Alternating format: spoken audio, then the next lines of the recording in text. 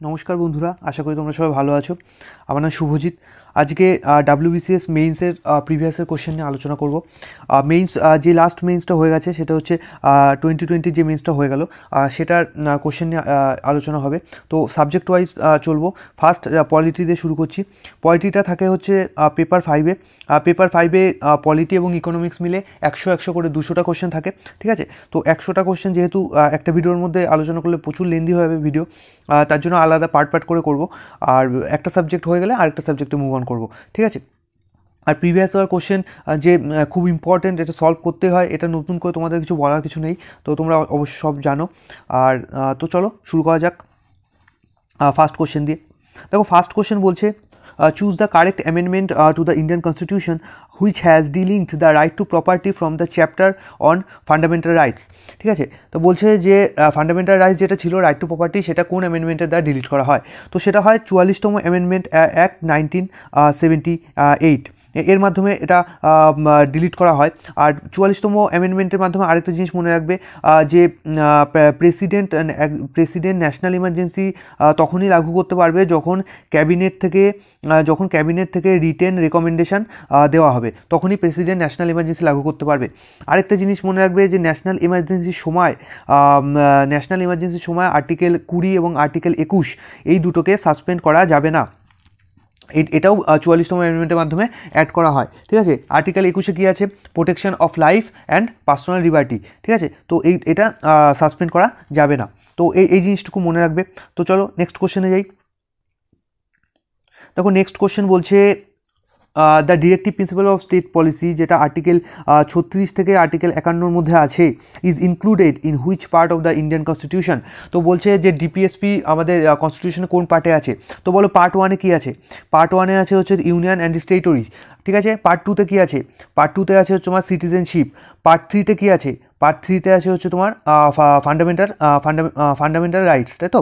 আর part 4-এ কী আছে? Part 4-এ আছে হচ্ছে তোমার ডিপিএসপি। তো এটা সঠিক উত্তর হয়ে যাবে হচ্ছে তোমার পার্ট 4, ঠিক আছে। এবার কিছু ইম্পর্টেন্ট ডিপিএসপি রিভিশন দিয়ে নাও। বলো আর্টিকেল 40-এ কী আছে? আর্টিকেল 40-এ আছে হচ্ছে অর্গানাইজেশন অফ ভিলেজ পঞ্চায়েত, ঠিক আছে। বলো আর্টিকেল 42-এ কী আছে? আর্টিকেল 42-এ আছে হচ্ছে human condition at work and maternity relief. এই কোশ্চেনটা আছে যে ম্যাটারনিটি রিলিফ কোন আর্টিকেলে আছে, তোমরা বলবে আর্টিকেল 42, ঠিক আছে। এবার বলো আর্টিকেল 44-এ কী আছে? আর্টিকেল 44-এ আছে হচ্ছে তোমার ইউনিফর্ম সিভিল কোড, ঠিক আছে। এবার বলো আর্টিকেল 50-এ কী আছে? আর্টিকেল 50-এ আছে হচ্ছে তোমার separation of judiciary from executive, ঠিক আছে। এটা আছে আর্টিকেল 50-এ। আর বলো আর্টিকেল 51-তে কী আছে? আর্টিকেল 51-তে আছে হচ্ছে promotion of international piece and security, ঠিক আছে। ইন্টারন্যাশনাল পিস অ্যান্ড সিকিউরিটি, এটা আছে হচ্ছে তোমার আর্টিকেল 51-তে। তো এই কয়টা আর্টিকেল একটু মনে রাখবে, এখান থেকে কোশ্চেন আসে বিভিন্ন এক্সামে, ঠিক আছে। তারপরে চলো নেক্সট কোশ্চেনে যা যাক। নেক্সট কোশ্চেন বলছে prohibition of discrimination on grounds of religion, race, caste, sex or place of birth is a fundamental right and is included in which fundamental right? তো বলছে যে এই স্টেটমেন্টটা যেটা আর্টিকেল 15-তে আছে, ঠিক আছে। এটা কততে আছে? আর্টিকেল 15-তে। তো এই স্টেটমেন্টটা কোন ক্যাটাগরিতে আছে ফান্ডামেন্টাল রাইটসে? ফান্ডামেন্টাল রাইটসের যে আমাদের 7টা ক্যাটাগরি ছিল, যার মধ্যে একটা ক্যাটাগরি ছিল রাইট টু প্রপার্টি, এবং সেটা 44তম অ্যামেন্ডমেন্টের মাধ্যমে ডিলিট করা হয়, এবং এখনও আজ বর্তমানে আছে 6টা ক্যাটাগরি। তো 6টা ক্যাটাগরির মধ্যে একটা আছে তোমার right to equality. Right to equality আছে তোমার 14 থেকে 18। তারপরে আছে তোমার রাইট টু ফ্রিডম, এটা আছে হচ্ছে তোমার 19 থেকে 22, ঠিক আছে। তারপরে আছে তোমার রাইট এগেনস্ট এক্সপ্লয়টেশন, এটা আছে তোমার 23 থেকে 24। তারপরে আছে right two freedom of religion, এটা আছে 25 থেকে 28। আর রাইট টু আর হচ্ছে তোমার আরেকটা আছে হচ্ছে তোমার right two cultural and educational rights, এটা আছে তোমার 29 আর 30। 29 আর 30, ঠিক আছে। আর একটা আছে যেটা রাইট টু কনস্টিটিউশনাল রেমেডিস, এটা হচ্ছে আর্টিকেল 32। তো এই 6টা ক্যাটাগরি আছে, মনে রাখবে। আর এটা কোথায় আছে তাহলে? আর্টিকেল 15 কতর মধ্যে থাকবে? এই যে আর্টিকেল 14 থেকে 18 রাইট টু ইকুয়ালিটি, ঠিক আছে। এটা হচ্ছে তোমার সঠিক অ্যান্সার, রাইট টু ইকুয়ালিটি, ঠিক আছে। তারপরে চলো নেক্সট কোশ্চেনে যাই। দেখো, নেক্সট কোশ্চেন বলছে which article of the Indian which article in the Indian Constitution provides for protection against arbitrary arrest and detention? তো arbitrary arrest and detention এটা কততম আর্টিকেলে আছে? এটা আছে আর্টিকেল 22। আচ্ছা বলো আর্টিকেল 23-এ কি আছে? আর্টিকেল 23-এ আছে হচ্ছে তোমার হিউম্যান ট্রাফিকিং অ্যান্ড আরেকটা কি জানি, হিউম্যান ট্রাফিকিং অ্যান্ড হচ্ছে ফোর্স লেবার, ঠিক আছে, হিউম্যান ট্রাফিকিং অ্যান্ড হচ্ছে ফোর্স লেবার, এটা আছে হচ্ছে তোমার আর্টিকেল 23-এ। আর্টিকেল 24-এ কী আছে? আর্টিকেল 24-এ আছে হচ্ছে প্রোহিবিশন, মানে ওই মানে চিলড্রেনদের কোনো ফ্যাক্টরিতে কাজ করা নিষেধাজ্ঞা, ঠিক আছে, ওটা হচ্ছে তোমার prohibition of prohibition of employment of children in factories, ঠিক আছে, এটা আছে তোমার আর্টিকেল 24-এ। আর আর্টিকেল 25-এ আছে হচ্ছে তোমার যে তোমার ওই ধর্মের স্বাধীনতা, মানে তুমি কোন ধর্ম প্র্যাকটিস করবা, প্রোপাগেট করবা, তো সেটা সম্পর্কে তোমার কমপ্লিট ফ্রিডম আছে। তো এটা আছে হচ্ছে তোমার আর্টিকেল 25-এ, ঠিক আছে, রাইট টু রিলিজিয়ানের মধ্যে যেটা পড়ছে। এবার দেখো এবার নেক্সট কোশ্চেন দেখো, বলছে Hindi in Devanagari script is the official language of the union according to which article in the Indian constitution? তো এই language of the official language of the union এটা কোন আর্টিকেলে আছে? এটা আছে আর্টিকেল 343-এ। আর এখানে যদি official language of the union না দিয়ে এখানে যদি স্টেট দিত, ঠিক আছে, তবে এটা আর্টিকেল হচ্ছে তোমার 345, ঠিক আছে। তো এই জিনিসটা মাথায় রাখবে, ঠিক আছে। তারপর চলো নেক্সট কোশ্চেনে যাই। দেখো নেক্সট কোশ্চেনে বলছে যে who is the pro tem speaker of the Lok Sabha? তো প্রোটেম স্পিকার কি বলছে, যখন একটা আফটার জেনারেল ইলেকশন যখন ফার্স্ট মিটিং হয়, তখন প্রেসিডেন্ট একজন ওই লোকসভার একজন মেম্বারকে সিলেক্ট করে, সাধারণত যে সবথেকে সিনিয়র মোস্ট মেম্বার থাকে, তো তাকে অ্যাপয়েন্ট করে প্রোটেম স্পিকার হিসেবে। তো প্রোটেম স্পিকারের কাজ কি? প্রোটেম স্পিকারের কাজ হচ্ছে ওই যারা নিউলি যারা ইলেক্টেড মেম্বার থাকছে, তো তাদেরকে শপথ গ্রহণ করানো হচ্ছে ওই প্রোটেম স্পিকারের কাজ, এবং তখন তো আবার নতুন করে একটি স্পিকারও তোমার ইলেক্ট হবে, তো সেই স্পিকার ইলেক্ট হওয়ার সেই প্রসেসটা যে শুরু করা, ওই কাজগুলো, এগুলো হচ্ছে প্রোটেম স্পিকার করে, ঠিক আছে। আর তারপরে যখন স্পিকার ইলেক্ট হয়ে যায়, তখন সে এই প্রোটেম স্পিকার আবার এই পদটা উঠে যায়, এবং যিনি প্রোটেম স্পিকার থাকেন তিনি আগের পজিশনে ফিরে যান, যেমন তিনি মেম্বার ছিলেন, ঠিক আছে। তো এটা হচ্ছে প্রোটেম স্পিকার। এবার বলছে এখানে দেখো স্টেটমেন্ট বলছে যে who is the pro tem speaker of the Lok Sabha. তো সঠিক স্টেটমেন্ট হবে এটা, যে first meeting after general election is in which the speaker is elected by the members of Lok Sabha is held under the senior most member of the parliament is commonly known as pro tem speaker. তাহলে pro tem speaker কী বলছে, যে senior most member of the parliament, এবং যার আন্ডারে এই স্পিকারের election প্রসেসটা শুরু হয়, ঠিক আছে, মানে তিনি প্রসেসিংটা শুরু করছেন। তো তারপরে বলছে, তো এটা হলো এটা। আর নেক্সট কোশ্চেন দেখো, নেক্সট কোশ্চেন বলছে the office of the president of India can fall vacant, কখন প্রেসিডেন্টের অফিস ভ্যাকান্ট হবে?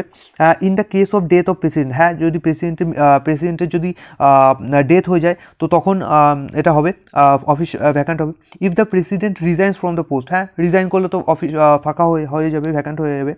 আর এটা বলছে যে on the commencement of the impeachment in the Lok Sabha, on the commencement of impeachment, তো কমেন্সমেন্টে কিছু যায় আসে না, যদি ইমপিচড হয়ে যায় তখন গিয়ে অফিস ভ্যাকান্ট হচ্ছে, রাইট। তো আর ইমপিচমেন্ট প্রসেসটা তো একটা লং প্রসেস, এটা চলবে, রাজ্যসভায় চলবে, লোকসভায় চলবে, রাজ্যসভায় চলবে, ঠিক আছে। 14 ডেজের অ্যাডভান্স নোটিশ দিতে হবে প্রেসিডেন্টকে, আর যতক্ষণ না প্রেসিডেন্ট ইমপিচ হচ্ছে, প্রেসিডেন্টই তার অফিস হোল্ড করছে, এটা মাথায় রাখবে, ঠিক আছে। তাহলে এটা হলো ভুল স্টেটমেন্ট, তাহলে অ্যান্সার হবে হচ্ছে only A and B, right. তারপরে নেক্সট কোশ্চেন দেখো, নেক্সট কোশ্চেন বলছে who is the highest law officer in the states of India under article 165? তো আর্টিকেল 165-তে কী আছে? তোমরা না দেখেই বলতে পারবে যে অ্যাডভোকেট জেনারেল, তাই তো, অ্যাডভোকেট জেনারেল। তো সঠিক অ্যান্সার কী হবে? Advocate general. আর্টিকেল 165-তে কী আছে? অ্যাডভোকেট জেনারেল, এবং তিনি হচ্ছে highest law officer in the state. এবং যদি এখানে স্টেট না দিয়ে বলতো highest law officer in the country কে হবে, তো তখন হবে হচ্ছে তোমার অ্যাটর্নি জেনারেল, এবং সেটা আছে আর্টিকেল 76, ঠিক আছে। হলো নেক্সট কোশ্চেন। দেখুন নেক্সট কোশ্চেন বলছে দেখো নেক্সট কোশ্চেন বলছে যে what are the qualifications for elections as president of India. তো প্রেসিডেন্ট অফ ইন্ডিয়ার কোয়ালিফিকেশান কী থাকতে হবে, ঠিক আছে। তো সেটা দেখো ইলেকশনে দাঁড়ানোর জন্য তার কোয়ালিফিকেশান কী থাকতে হবে। তো আমি সঠিক স্টেটমেন্টটা পড়ে দিচ্ছি ডিরেক্ট।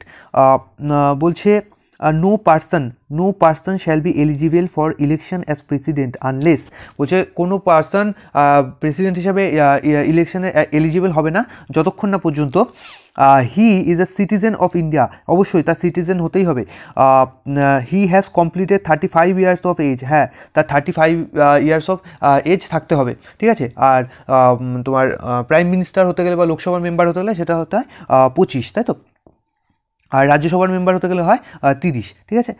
তারপরে বলছে যে he is qualified to become a member of the Lok Sabha, হ্যাঁ এই জিনিসটা মনে রাখবে যে he is qualified to become, তার লোকসভার মেম্বার হওয়ার কোয়ালিফিকেশান থাকতে হবে, ঠিক আছে। তবে গিয়ে সে প্রেসিডেন্টের ইলেকশনে দাঁড়াতে পারে। তারপরে নেক্সট কোশ্চেন দেখো বলছে the preamble of the Indian Constitution was inspired by the preamble of the Constitution of which country? তো কোন কান্ট্রির কনস্টিটিউশন থেকে আমাদের প্রিয়াম্বেলটা নেওয়া হয়েছে, সেটা হচ্ছে ইউএস কনস্টিটিউশন, ঠিক আছে। এবার বলো ব্রিটিশ কনস্টিটিউশন অর্থাৎ ইউকে থেকে কী নেওয়া হয়েছে। ইউকে থেকে কী নেওয়া হয়েছে, ইউকে থেকে নেওয়া হচ্ছে parliamentary form of government, single citizenship, prerogative writs, এগুলো হচ্ছে তোমার ইউকে থেকে নেওয়া হয়েছে, ঠিক আছে। তারপরে বলছে দেখো কনস্টিটিউশন অফ কানাডা থেকে কী নেওয়া হয়েছে, হচ্ছে federation with a strong centre, হ্যাঁ রেসিডুয়ারি পাওয়ার, এগুলো কানাডা থেকে নেওয়া হয়েছে। তারপরেরটা দেখি, তারপরটা বলছে দেখো দ্য কনস্টিটিউশন, দেখো বলছে যে আমাদের এখানে 8 শিডিউল, ঠিক আছে। 8 শিডিউলে আমাদের কী কী ল্যাঙ্গুয়েজ আছে, এই শিডিউলে আমাদের কয়টা ল্যাঙ্গুয়েজ আছে সেটা জিজ্ঞাসা করেছে। এই শিডিউলে আমাদের আছে 22টা ল্যাঙ্গুয়েজ। ফার্স্টে দেখো 18টা ল্যাঙ্গুয়েজ যখন ছিল, 18টা ল্যাঙ্গুয়েজের পরে একবারে 4টে ল্যাঙ্গুয়েজ অ্যাড করা হয়েছে। এবার দেখো 4টে ল্যাঙ্গুয়েজ অ্যাড করে 22টা ল্যাঙ্গুয়েজ হয়েছে, ঠিক আছে। তো এই 4টে কী কী দেখো, বোড়ো, ডোগরি, মৈথালি, সাঁওতালি, এবং এইটা কোন অ্যামেন্ডমেন্টের মাধ্যমে হয়েছে, দেখো 92nd অ্যামেন্ডমেন্ট অ্যাক্ট 2003। তো এই 92nd অ্যামেন্ডমেন্ট অ্যাক্ট 2003-এর মাধ্যমে 4টে ল্যাঙ্গুয়েজ বোড়ো, ডোগরি, মৈথালি, সাঁওতালি এইগুলো অ্যাড করে টোটাল এখন 22টা ল্যাঙ্গুয়েজ আমাদের 8 শিডিউলে, ঠিক আছে। নেক্সট কোশ্চেন দেখো কী বলছে, how many members are nominated by the president of India to the Rajya Sabha. তো রাজ্যসভার প্রেসিডেন্ট কয়টা মেম্বার নমিনেট করতে পারে, 12টা। আর লোকসভায় অ্যাংলো ইন্ডিয়ান কয়টা করতে পারে, সেটা হচ্ছে 2টো। এবার ব্যাপারটা হচ্ছে এগুলো এখন উঠে গেছে, ঠিক আছে। বাট এক্সামে এখনও তাও কোশ্চেন আসে, তো অ্যান্সার তোমরা এটাই দেবে যেটা জানো। তারপরের কোশ্চেন দেখো কী বলছে, which article of the Indian Constitution of India envisages that there shall be an Attorney General of India? Attorney General কততম আর্টিকেলে আছে, এটা আছে কত, আর্টিকেল 76, ঠিক আছে। আর ইনি হচ্ছেন কে, highest law officer in the country. যেমন আমাদের কোশ্চেন এসছে, যেমন ওই অ্যাডভোকেট জেনারেল কিছুক্ষণ আগে দেখলে অ্যাডভোকেট জেনারেলের কোশ্চেন এসেছিল, ঠিক আছে। তো সেটাই ওটা হচ্ছে highest law officer in the state, আর এটা হচ্ছে highest law officer in the country, attorney general. তারপরের কোশ্চেন দেখো কী বলছে, বলছে under which article of the Indian constitution supreme court has original jurisdiction to deal with any dispute between centre and the state, the centre and the state on the one side and another state on the other or between 2 or more states. মানে এক কথায় বলছে যে original jurisdiction কততম আর্টিকেলে, এটা হচ্ছে article 131-এ। এবার দেখো আর্টিকেল 132, আর্টিকেল 133 এবং 134, এই তিনটেতে আছে অ্যাপিলেট জুরিসডিকশন। বাট তার মধ্যে কিছু বেসিক ডিফারেন্স আছে, ঠিক আছে। 132-এ অ্যাপিলেট যে জুরিসডিকশন আছে সেটা আছে হচ্ছে তোমার যে এই যে সুপ্রিম যে হাইকোর্টের কিছু মানে কিছু নির্দিষ্ট কেসের ক্ষেত্রে অ্যাপিলেট জুরিসডিকশন লাগু করতে পারবে সুপ্রিম কোর্ট। আর 133-এ যেটা আছে সেটা হচ্ছে তোমার কোনো সিভিল ম্যাটার্সের উপরে, আর 134-এ যেটা আছে সেটা হচ্ছে ক্রিমিনাল ম্যাটার্সের উপরে, ঠিক আছে। তো এখানে খুব ডিটেলস আমি এটা বলতে পারছি না, কারণ যেহেতু কোশ্চেন আনসার করছি। তো তোমরা ওই সুপ্রিম কোর্টের ওই জায়গাটা যখন পড়বে, জুরিসডিকশনগুলো যখন পড়বে, অ্যাপিলিয়েট, অরিজিনাল, রিট জুরিসডিকশন, ওগুলো যখন ডিটেলসে পড়বে ওখানে দেখবে পেয়ে যাবে, ঠিক আছে। তারপরটা দেখো বলছে which article in the Indian constitution contains provision dealing with a money bill. তো মানি বিল কততম আর্টিকেলে, 110। আর 112-তে কী আছে বলো, 112-তে আছে বাজেট তো নেই, মানে ওই অ্যানুয়াল ফাইন্যান্সিয়াল স্টেটমেন্ট। আর 117-তে কী আছে বলো, 117-তে আছে ফাইন্যান্সিয়াল বিল, ঠিক আছে। তো এটা মনে রাখবে। নেক্সট বলছে, দেখো নেক্সট বলছে the 73rd constitution amendment act 1992 has introduce. 73rd constitution amendment bill কি? পঞ্চায়েতি রাজ, ঠিক আছে। আর 3 system of Panchayati Raj of all state having population of over 20 lakh. তো 73তম অ্যামেন্ডমেন্ট অ্যাক্ট বলছে পঞ্চায়েত, ঠিক আছে। আর আর আর 74তম অ্যামেন্ডমেন্ট অ্যাক্ট কী বলছে? এটা হচ্ছে তোমার মিউনিসিপ্যালিটি, ঠিক আছে, মিউনিসিপ্যালিটি, ঠিক আছে। এবার দেখো 73তম অ্যামেন্ডমেন্ট একটা শিডিউল আমাদের অ্যাড করেছে, 10টা ছিল, 11 নম্বর শিডিউলটা অ্যাড করেছে। আর 74তম অ্যামেন্ডমেন্ট একটা কত নম্বর শিডিউল করেছে? 12 নম্বর, যেটা আছে মিউনিসিপ্যালিটি, ঠিক আছে। নেক্সট কোশ্চেন দেখো কি বলছে। নেক্সট বলছে which article in the Indian constitution empowers the supreme court of India to issue writs in the nature of habeas corpus, mandamus, prohibition, quo warranto, certiorari, whichever may be appropriate for the enforcement of fundamental rights। মানে বলছে যে supreme কোর্টের writ jurisdiction, যে writ জারি করতে পারে, সেটা কততম আর্টিকেলে আছে? সেটা আছে আর্টিকেল 32। আর আর্টিকেল 226, দ্যাট ইজ আর্টিকেল 226, সেটা এটার মাধ্যমে কে রিট জারি করতে পারে? এটার মাধ্যমে হাইকোর্ট রিট জারি করতে পারে, ঠিক আছে। এবার দেখো, এবার রিটগুলো সম্পর্কে একটু জেনে নাও। বলছে দেখো হ্যাবিয়াস কর্পাস মানে কি? To have the body of. এটা হচ্ছে মানে এটা কোর্ট লাগু করতে পারে, মানে কাদের উপরে এনফোর্স করতে পারে? কাদের এগেনস্টে? Public authorities as well as private individuals, মানে পাবলিক এবং প্রাইভেট দুজনের এগেনস্টে হ্যাবিয়াস কর্পাস এনফোর্স করা যায় আর ইস্যু করা যায়। আর ম্যান্ডামাস, তারপরে বলছে ম্যান্ডামাস মানে কি? ম্যান্ডামাস মানে হচ্ছে উই কমান্ড, ঠিক আছে। এটা হচ্ছে একটা পাবলিক বডির উপরে, কোনো পাবলিক বডির উপরে এটা হচ্ছে ইস্যু করা যায়। তারপরেটা বলছে দেখো প্রহিবিশন হচ্ছে তোমার, এটা একমাত্র মানে টু ফরবিড, মানে নিষেধাজ্ঞা করছে, মানা করছে, তো নামে বোঝা যাচ্ছে, রাইট।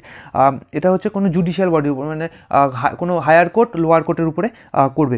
আর তারপরটা দেখো আছে সার্টিউটরিটা হচ্ছে টু বি সার্টিফাইড, এটা ওই হায়ার কোর্ট লোয়ার কোর্টের উপরে করে।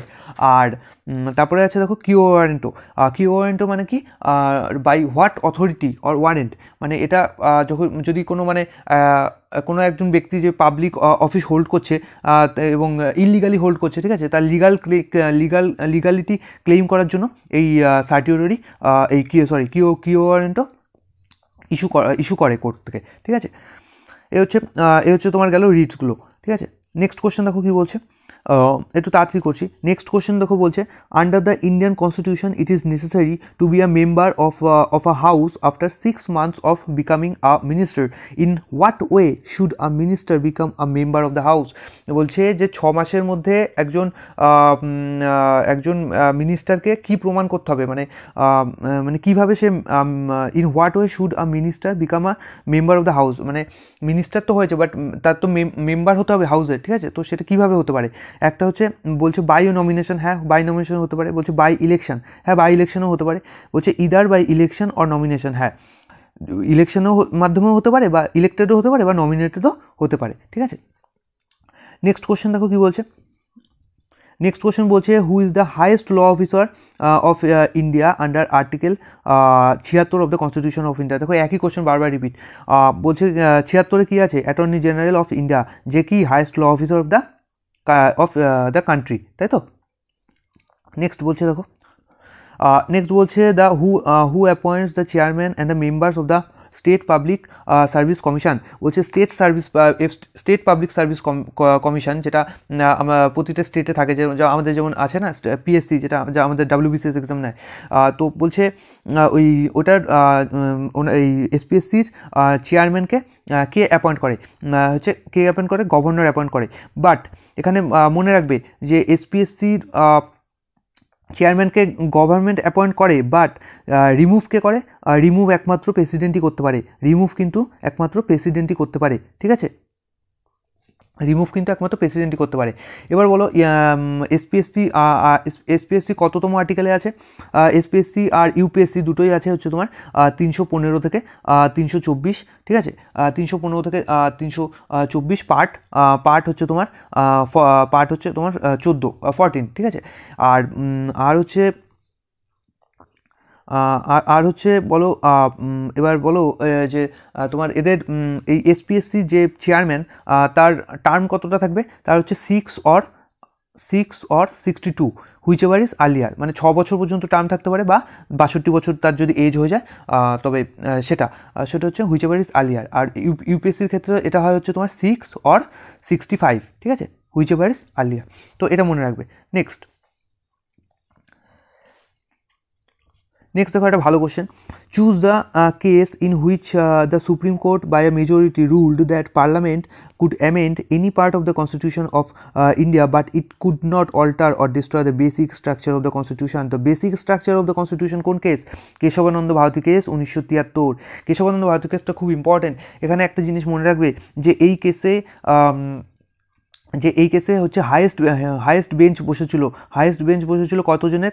13 জন জাজের হায়েস্ট বেঞ্চ বসেছিল, যেটা হিস্ট্রিতে এটাই হায়েস্ট আছে, ঠিক আছে। এর থেকে বেশি জাজের বেঞ্চ এখনও পর্যন্ত কোনো কেসে বসেনি, ঠিক আছে। এবার মনে রাখবে যে মিনেরভা মিল কেস, এগুলো ইম্পর্টেন্ট। মিনেরভা মিল কেস হচ্ছে তোমার 1980। এটা কি রিলেটেড? এটা হচ্ছে তোমার ওই ফান্ডামেন্টাল রাইটস আর ডিপিএসপি, ঠিক আছে। এই দুটোর মধ্যে কোনটা সুপ্রিম, এই নিয়ে একটা কেস হয়েছিল। তো কোর্ট থেকে বলেছিল যে এই দুটো হচ্ছে রথের দুটো চাকার মতো, ঠিক আছে, না এটার থেকে বড়, না ওটার থেকে বড়। তো এটা হচ্ছে এই রিলেটেড। আর তারপরে বলছে দেখো গোলকনাথ কেসটা হচ্ছে বলছে যে এখানে বলছে যে পার্লামেন্ট, ঠিক আছে, parliament can not amend fundamental rights. তো ফান্ডামেন্টাল রাইটসকে অ্যামেন্ড করতে পারবে না পার্লামেন্ট। তো এটা হচ্ছে গোলকনাথ কেসে। আর কে গোপালন কেস হচ্ছে তোমার এটা হচ্ছে তোমার ওই প্রিভেনশন ডিটেনশন নিয়ে, মানে আর্টিকেল 21 রিলেটেড, ঠিক আছে, আর্টিকেল 21 রিলেটেড। তো এইগুলো একটু মনে রাখবে যে কোনটা কোন রিলেটেড। আর এমনি একটু ডিটেলসে পড়ে নিও এই কটা কেস, এইগুলো খুব ইম্পর্টেন্ট কোশ্চেন আসে এই কটা কেস থেকে, ঠিক আছে। তারপরে দেখো নেক্সট কোশ্চেন দেখো বলছে ফিল ইন দ্য ব্ল্যাঙ্ক। বলছে the supreme court of India tenders legal advice to the president of India when the cabinet recommended না, the council of ministers recommended না, the supreme court wants to tender the advice না, supreme court চাইলে দিতে পারে না, the president ask for it, যখন president supreme কোর্টের কাছে কোনো লিগাল অ্যাডভাইস চাইবে তখন সুপ্রিম কোর্ট সেই অ্যাডভাইস দিতে পারবে। এবং সেটা কততম আর্টিকেলের মাধ্যমে? 143তম আর্টিকেলের মাধ্যমে। এবং এইটা জিনিসটা মনে রাখবে, যখন প্রেসিডেন্ট সুপ্রিম কোর্টের কাছে তোমার এই কী বলে লিগাল অ্যাডভাইস চাইছে, তখন সুপ্রিম কোর্ট সেই অ্যাডভাইসটা দেওয়ার জন্য একটা বেঞ্চ বসাবে। তো সেই বেঞ্চে সেই বেঞ্চে যেন মিনিমাম 5 জাজের বেঞ্চ হয় সেটা, ঠিক আছে, মিনিমাম 5 জাজ থাকতে হবে সেই বেঞ্চে, ঠিক আছে। এই জিনিসটা মনে রাখবে। আচ্ছা, তারপরের কোশ্চেন দেখো।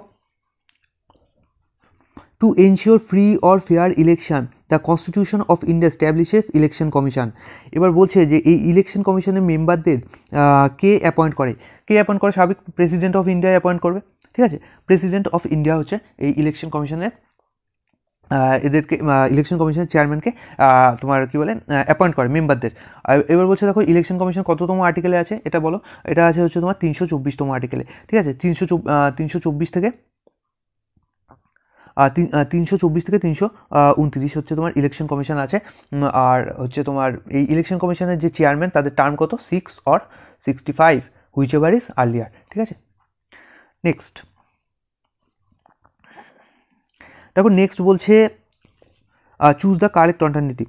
The President of India is elected by the Electoral College. The Electoral College, যেই ইলেকটোরাল কলেজ গঠন করে প্রেসিডেন্টের ইলেকশনের সময় যে ইলেকটোরাল কলেজ গঠন হয়, সেই ইলেকটোরাল কলেজে কারা থাকে, ঠিক আছে, কনসিস্ট অফ, কাদের নিয়ে তৈরি হয়? কনসিস্ট অফ, দেখো সঠিক স্টেটমেন্টে পড়েছি ডিরেক্ট। কে থাকে? The elected members of both the houses of the parliament, মানে রাজ্যসভা লোকসভার দুটো হাউসেরই ইলেক্টেড মেম্বার্সরা থাকবে। আর কি বলছে? The elected members of the legislative assemblies of the state.